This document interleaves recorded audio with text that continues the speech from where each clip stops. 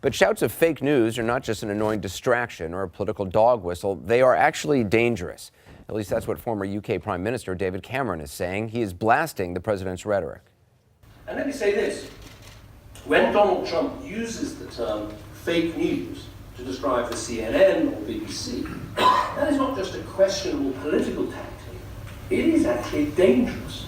Of course, broadcasters make mistakes, and it's right that they correct them. But what is being attempted here goes far beyond that. It is an attempt to question the whole legitimacy of organizations that do have an important role in our democracies. Fake, phony, fake.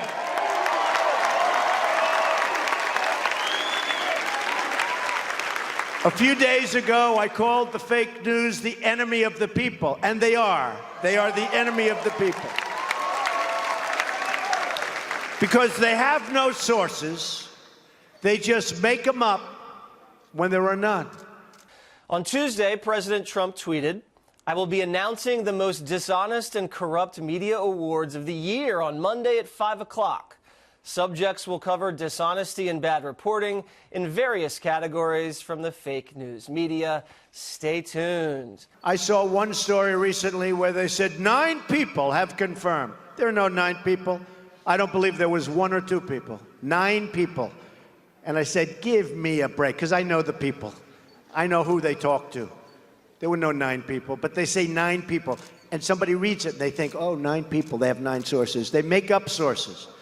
They're very dishonest people. In fact, in covering my comments, the dishonest media did not explain that I called the fake news the enemy of the people, the fake news. They dropped off the word fake. This is a Fox News alert. The Trump administration just announced the winners of the hotly anticipated fake news awards. Chief National Correspondent Ed Henry is at the White House with the results on the red carpet. Hey, Ed. Tucker, good to see you. As you know, there's been this anticipation. What will the president do? He's been teasing this out for a couple of weeks now. He's now listed about a dozen fake news stories, in his words, that he wants to highlight. We're going to run through the top 5, starting with number 5, the president calling out the Washington Post for, in his words, falsely reporting a massive sold-out rally in Pensacola, Florida, as being empty. He says a dishonest reporter showed a picture hours before the event started, and it was much, much bigger. Number 4, Time magazine falsely reporting that the president removed a bust of Dr. Martin Luther King Jr. from the Oval Office. Remember, this was something that Time reported literally day 1, day 2 of this administration. It was a fake story. Number 3, CNN, in the words of the president, falsely reporting that candidate Donald Trump and his son Donald Trump Jr. had access to hacked documents from WikiLeaks before the public did.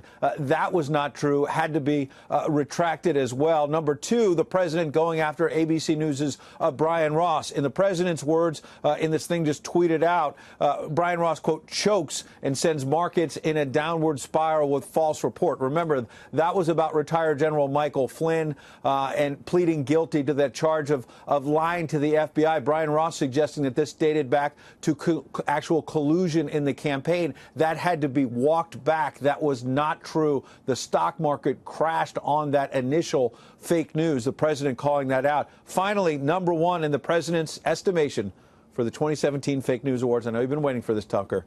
The New York Times' Paul Krugman, the columnist, claiming on the day of the president's historic landslide victory, in the president's words, the economy would never recover. As you can see from the market activity today, announcements like Apple saying they're pouring a lot more money into this economy.